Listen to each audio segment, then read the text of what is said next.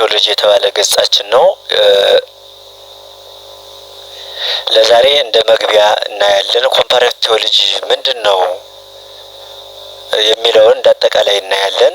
ከእንግዲህ ግን በዓለም ላይ ያሉ የተለያዩ ሃይማኖቶችን እነሱን እያነጻጸርን እያንዳንዳቸው አስተምሯቸው ምን ይመስላል የሚለውን እንማማራለን ማለት ነው። እናንተም አብራችሁ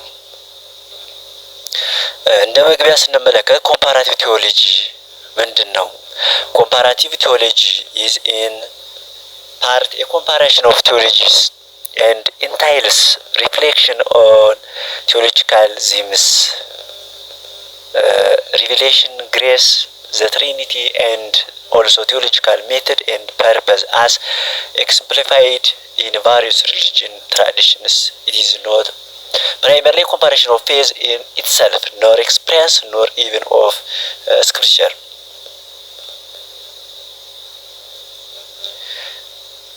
የንጽጽር ስነ መለኮት እንግዲህ በከፊል የነገረ መለኮት ንጽጽር ማለት ነው። የነገረ መለኮቶችን ማነጻጸር ማለት እና በስነ መለኮታዊ ጭብጦች መገለጥ፣ ጸጋ፣ ስላሴ እና እንዲሁም በተለያዩ ሃይማኖቶች ሃይማኖታዊ ወጎች በምሳሌነት በተገለጹት ስነ መለኮታዊ ዘዴ እና ዓላማ ላይ ማሰላሰልን ያካትታል። በዋነኝነት በራሱ እምነት፣ ልምድ ወይም የቅዱሳን መጻሕፍት ንጽጽር አይደለም።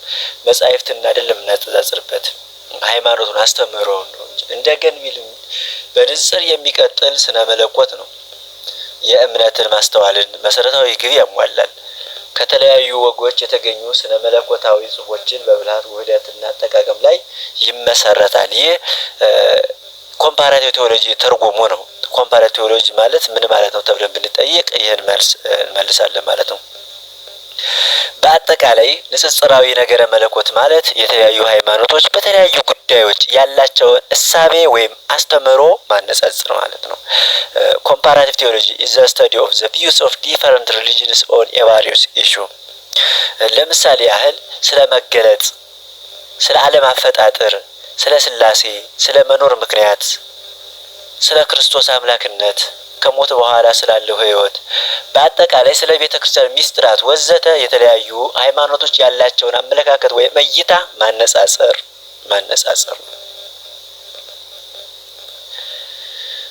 እንግዲህ በዓለም ላይ በጣም ብዙ እምነቶች እንዳሉ ሁሉ በዚያው ልክ አመለካከታቸውም የተለያየ ነው። As there are so many faiths in the world, their perspectives are also diverse። ሌላው በንጽጽራዊ ነገረ መለኮት ትምህርት ጥቅሞች ምንድነው? በኔፊስ ኦፍ ኮምፓራቲቭ ቴዎሎጂ ስለ ኮምፓራቲቭ ቴዎሎጂ የምንማረው ለምንድን ነው? ጥቅሙ ምንድነው የሚለውን ስንመለከት አንደኛው የራስን ሃይማኖት አስተምሮ ጠንቅቆ ለማወቅ ነው። የኔ ሃይማኖት አስተምሮ ምን ይመስላል?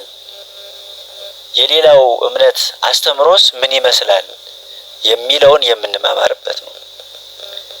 የአንዱ ሃይማኖት ከሌሎች ቤተ እምነቶች ለይቶ ለማወቅ የኔ ሃይማኖት ከሌሎች እምነት በምን ይለያል? ከሐሰተኛ ክስ ለመዳን እንግዲህ የኔ እንደራሴ እምነቴን ቢያንቋሽሹብኝ ላሉት ይችላሉ። ስለዚህ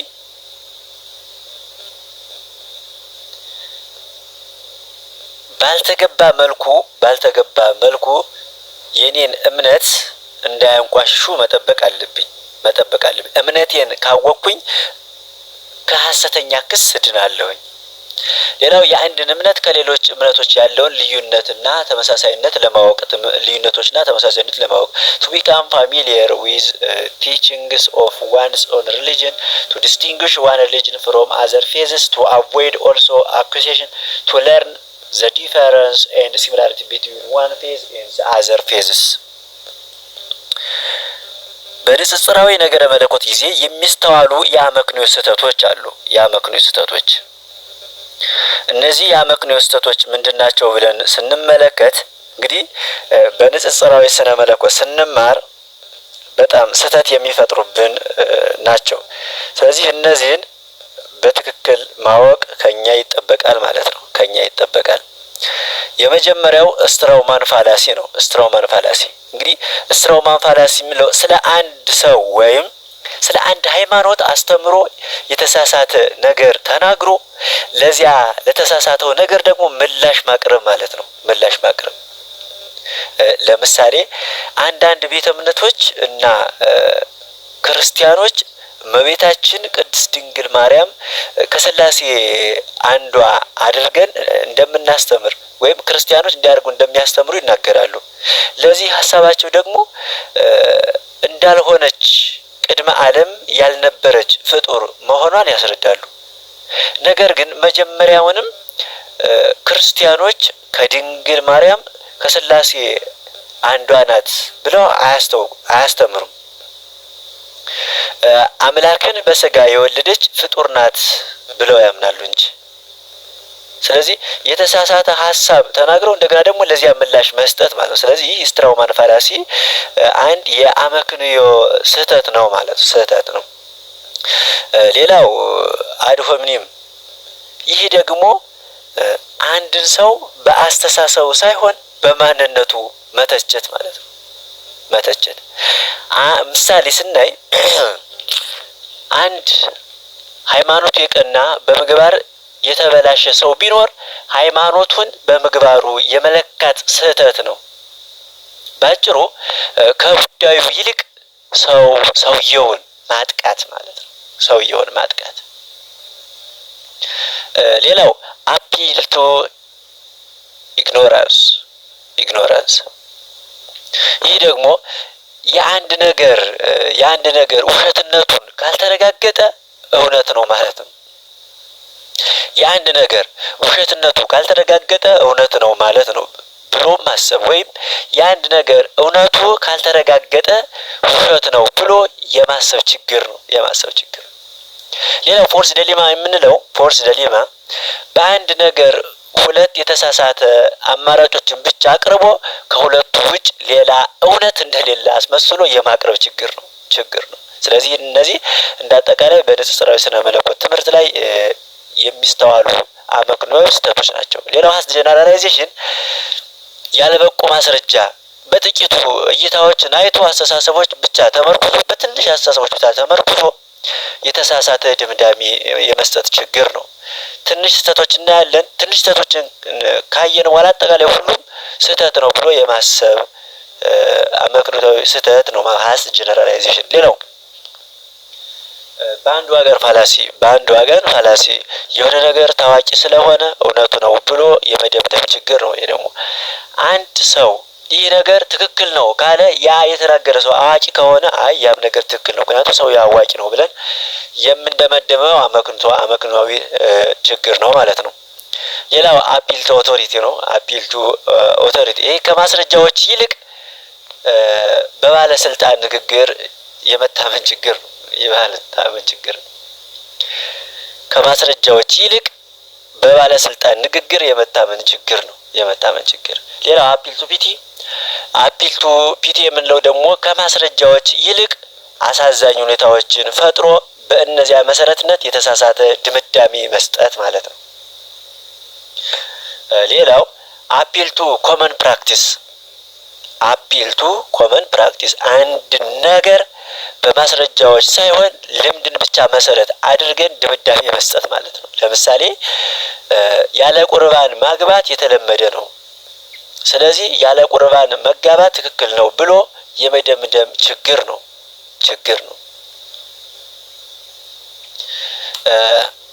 በሚቀጥለው ደግሞ ይቱ ፋላሲ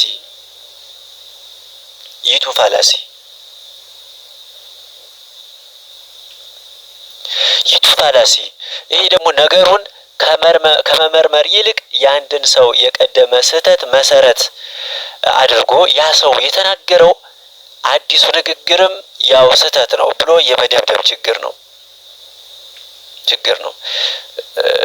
ልድገምላችሁ።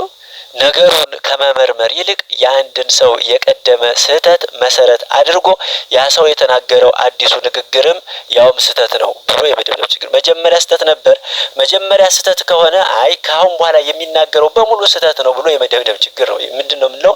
ይቱ ፋላሲ። ስለዚህ አጠቃላይ እነዚህ የሚስተዋሉ አመክንዮአዊ ችግሮች ናቸው ማለት ነው። ችግሮች ናቸው። ሌላው አፒል ቱ ኖቬሊቲ። አፒል ቱ ኖቬሊቲ ደግሞ አንድን ነገር አዲስ ስለሆነ የተሻለ ነው ወይም ትክክል ነው የማለት ችግር ነው። አንድ ነገር አዲስ ከሆነ አይ ትክክል ይሆናል ችግር አይኖርበትም ብለን የማሰብ አስተሳሰብ ነው አፒል ቱ ኖቬሊቲ የምንለው ማለት ነው። ሌላው አፒል ቱ ፍላተሪ። ይህ ደግሞ አንድ ሰው በታላቅ ሰው ስለተደነቀ የሚነገረው ሀሳብ ሁሉ ትክክል ነው የማለት ችግር ነው። እንግዲህ እነዚህ በአጠቃላይ ሃይማኖት ስናነጻጽር የሚስተዋሉ አመክንዮአዊ ስህተቶች ናቸው። አይ እንደዚህ ከሆነ ይሄም ሊሆን ይችላል ብለን የተለያየ እሳቤ ትክክል ያልሆነ እሳቤ ላይ እንደርሳለን ማለት ነው። ሌላው አፒል ቱ ትራዲሽን አንድ ነገር ጥንታዊ ስለሆነ ትክክል ነው ብሎ የመደምደም ችግር ነው። አንድ ነገር የድሮ ከሆነ ይህ ነገር ትክክል ነው ብሎ የማሰብ ነው። ቀጥሎ አፒል ቱ ኢሞሽን የምንለው አመክንዮ ደግሞ አንድን ነገር ከማስረጃዎች ይልቅ ስሜትን መሰረት አድርጎ ድምዳሜ የመስጠት ችግር ነው።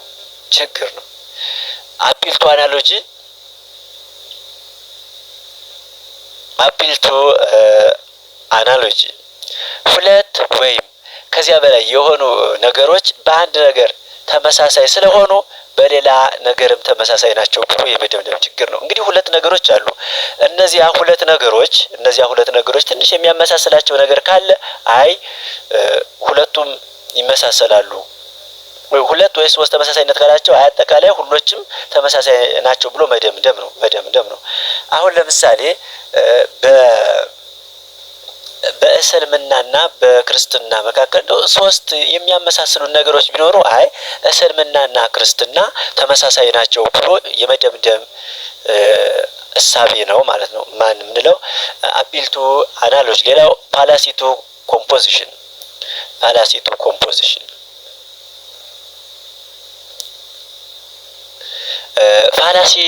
ቱ ኮምፖዚሽን የምለው ደግሞ የአንድ ነገር ክፍል ልክ ስለሆነ የዚያ ነገር ሙሉ ነገሩ ትክክል ነው ብሎ ማሰብ ነው። ይህም እንደ ከአናሎጂ ጋር ትንሽ ይመሳሰላል። ነገር ግን ይሄ ደግሞ በክፍል ነው። ለምሳሌ ሁለት እቃዎች ሊሆኑ ይችላሉ። እነዚያ እቃዎች ይህ ክፍላቸው ተመሳሳይ ነው፣ ስለዚህ አጠቃላይ ሁሉም ተመሳሳይ ናቸው ብሎ የመፈረጅ ሂደት ነው ማለት ነው። ፋላሲ ኦፍ ኮምፖዚሽን የምንለው ማለት ነው። ሌላው ፋላሲ ኦፍ ዲቪዥን ነው። ፋላሲ ኦፍ ዲቪዥን በቡድን የተሰራን ስራ በተናጠል ለአንድ ግለሰብ የማሸከም ችግር ነው።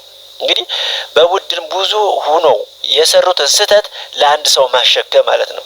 ማሸከም አሁን ለምሳሌ እንደ አንድ እምነት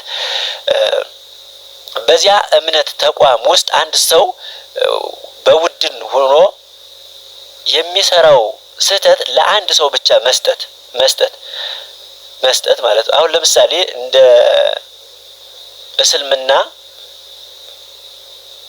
ሁሉም ሰው የእስልምና ኃላፊነት አለበት በእስልምና እምነት ውስጥ ያለ አማኝ በሙሉ።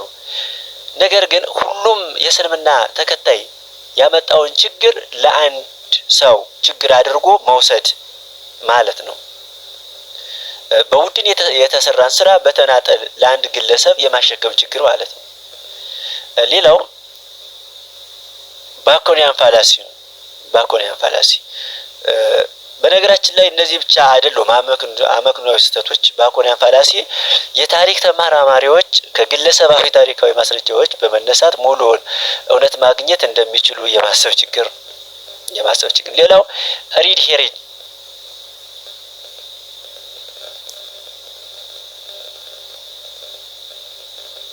እንግዲህ ፋላሲዎች እነዚህ ብቻ አይደሉም፣ በጣም ብዙ ናቸው። ግን እንዲያው አብዛኛውን የሚስተዋሉትን በማለት ነው እንጂ ወደ 40 ወይም ከዚያ በላይ የሚሆኑ አመክንዮአዊ ስህተቶች አሉ በትምህርት ሃይማኖት ንጽጽራዊ ትምህርት ሃይማኖት ላይ የሚስተዋሉ ችግሮች። እና የመጨረሻው ሪድ ሄሪንግ ስናይ ከዋናው ርዕሰ ጉዳይ ላይ ሸርተት ብሎ ሌላ መከራከሪያ ርዕሰ ጉዳይ መፍጠር ነው። ዋና ዓላማውን ከዋናው ነጥብ ማውጣት ማለት ነው በአጠቃላይ። ስለዚህ እነዚህ የሚስተዋሉ ችግሮች ናቸው ማለት ነው። ስለዚህ እነዚህን በጥንቃቄ ማሰብ ያስፈልጋል ማለት ነው።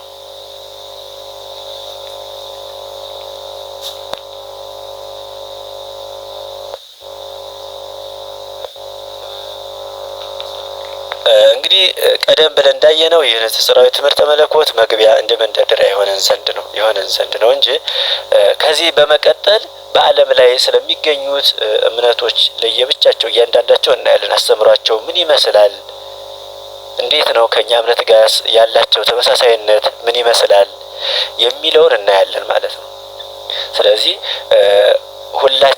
ሁላችንም ያልገባንን ነገር በግልጽ ኮሜንት ላይ መጠየቅ ይቻላል። በተለይ እንዲያው ግልጽ የማይሆኑ አንዳንድ እምነቶች አሉ። አስተምሯቸው እነዚህ ምንድን ነው ብሎ መጠየቅ ይቻላል ማለት ነው።